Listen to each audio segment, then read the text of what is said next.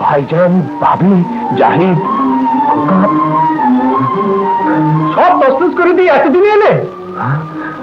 ভাইজান, ভাবি, জাহিদ, খোকা এরা সিরিয়ার মতো সব চলে গেছে।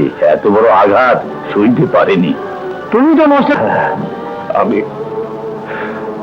আমি আবার শহরে যাও, তাদের খুঁজে বের করো। আমরা শীঘ্রই শহরে আসছি, তোমার শ্বশুর বাড়িতে যোগাযোগ করবো। সত্যি জ্যাক, তুমি এই বিপদের দিনে বাড়ি ভাড়া নিয়ে আমাদের আশ্রয় দিয়ে যে উপকার করলে তা আমাদের মনে থাকবে। সুখের দিন এলে তোমাকে আমি এর পুরস্কার দেব। Really Jack, you are a very good friend. তুমি না থাকলে আমাদের পথে দাঁড়াতে হতো। ড্যাডি যে এত নিষ্ঠুর হলেন কি করে ভাবতেই পারি না। ডোন্ট ওয়ারি, শত হলেও বাপ মেয়েকে ফেলতে পারবে না। তোমাকে নিয়ে আবার আঙ্কেলের কাছে যাবো। তোমরা আবার এসেছো? আঙ্কেল, শত হলেও আপনার নিজের মেয়ে। আমি আমার সিদ্ধান্তে অটল। যতদিন আবির তোমাদের মাফ না করবে ততদিন আমিও তোমাদের মাফ করব না। যাও, যেখানে অনুরোধ করবার সেখানে যাও। আমার কাছে কোনো মাফও নেই, দয়াও নেই। যাও। আঙ্কেল, চলো সাটাসাট।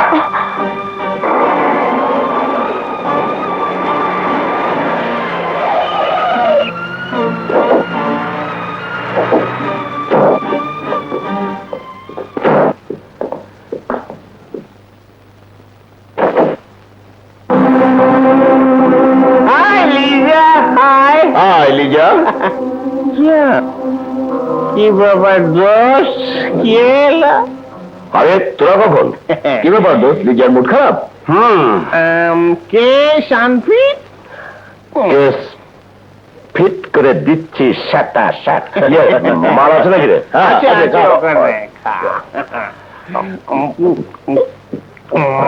বুঝেছি, তবে অপমানের শোধ আমিও নেব। দিন আসুক। নো, দিন আসবে না। তোমাদের দিন শেষ।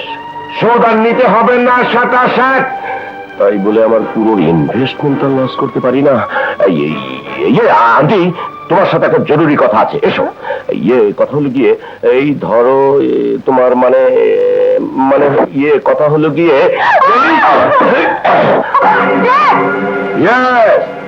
ভবিষ্যতের আশা করে বোকারা। তাই আমি বর্তমানকে নিয়ে মেতে থাকতে চাই। ডার্লিং, কিছুটা পুষিয়ে দাও। একজনের স্ত্রী হয়ে বন্ধুদের সাথে নাচ গান, ক্লাব পার্টি এসব করতে পারো, এখন সতীপনা দেখাচ্ছ। শক্ত করে বাঁচছি। আন্টি, তুমি এখানে বাঁধা থাকবে আর আমরা বাইরে এসে মাল খাই গিয়ে। Bye bye. ছেলে মেয়ের বন্ধুত্বের আসল সম্পর্ক তো এটাই।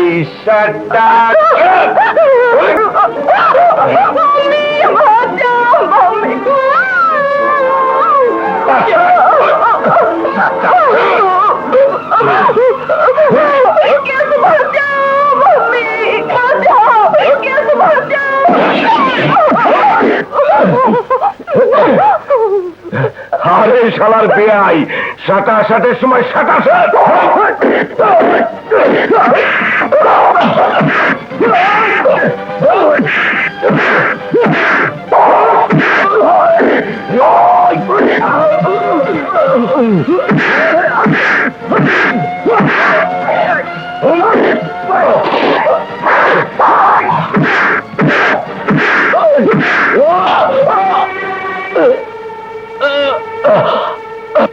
শালার বেয়াই, সাটাসাট।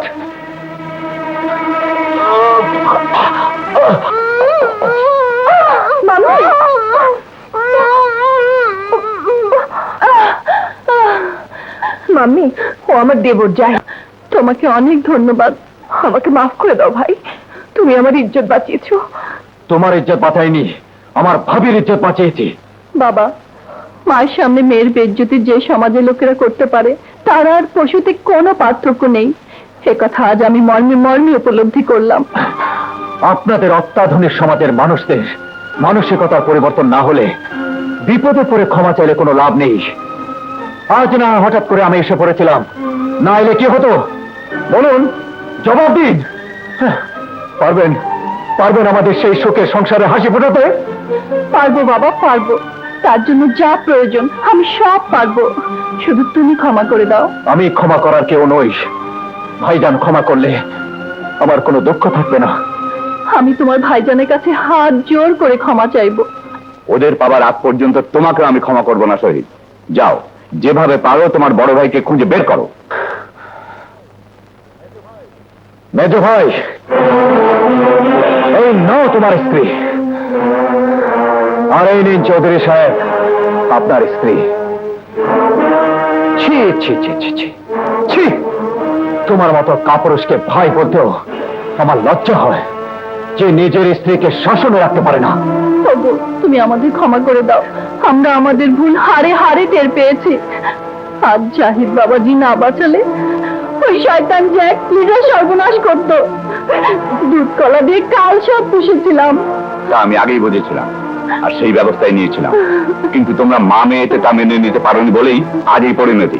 ওগো, তুমি আমাকে ক্ষমা করে দাও। না, আমাকে তোমরা ক্ষমা শুধু করে দাও। আমার ঘরের শান্তি নষ্ট করনি, অন্য একটি সুখের সংসারও ভেঙে তছনছ করে দিয়েছো। তোমাদের কোনো ক্ষমা নেই। চৌধুরী সাহেব, আপনি যদি ওদের ক্ষমা না করেন তাহলে আত্মহত্যা ছাড়া ওদের আর কোনো পথ থাকবে না। হ্যাঁ ড্যাডি, আর কোনোদিন তোমার কথার অবাধ্য হবো না। আমাদের যথেষ্ট শিক্ষা হয়েছে। আমার কাছে না, তোমার স্বামীর কাছে ক্ষমা চাও। ওগো, ওগো, তুমি আমাকে ক্ষমা করে দাও। ভাইজান ভাবি ক্ষমা না করলে আমিও ক্ষমা করতে পারবো না। তাহলে চলো, এখনই আমরা গ্রামের বাড়িতে গিয়ে তাদের কাছে ক্ষমা চাই। তবে কোথায় পাবো তুমি? কি বলছো না তোমায়? হ্যাঁ, এত বড় আঘাত সইতে না পেরে ভাইজান ভাবি বাড়ি ছেড়ে শহরে এসেছে। কোথায় আছে, কেমন আছে, কি করছে কে জানে। মেজ ভাই, তাদের সমস্ত দুঃখ কষ্ট যন্ত্রণার মনে তুমি তুমি তুমি জাহিদ, জাহিদ, তুমি একটু শান্ত হও বাবা, আমরা সবাই মিলে ওদের খুঁজে বের করবো। তুমি বসো, বিশ্রাম নাও। না না চৌধুরী সাহেব, ভাইজান ভাবিকে না পাওয়া পর্যন্ত আমি কাউকে ক্ষমা করবো না, কাউকে না, কাউকে। জাহিদ,